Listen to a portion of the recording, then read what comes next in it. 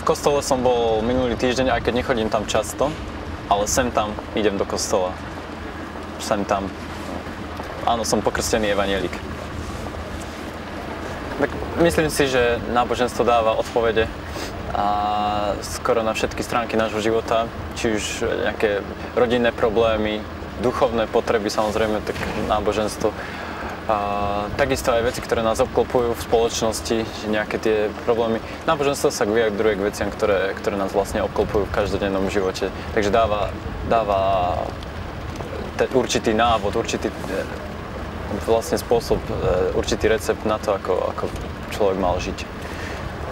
Som evanjelík a čo sa týka náboženstva, tak nezaujímam sa nejak špeciálne o nejaké nadprirodzené veci božské, ale tie veci, ktoré ma vlastne obklopujú, tak zaujímam sa o ne, myslím, ako každý človek. Takže môj vzťah k náboženstvu je asi taký. Vo svete je viac foriem náboženstva, či už islám, hinduizmus, ďalej kresťanstvo, tak, ale nemyslím si, že každé vlastne to náboženstvo má niečo to svoje a nemôžeme povedať, že jedno náboženstvo je nad druhé. Akože vaše menej cenné, naše je lepšie ako to vaše.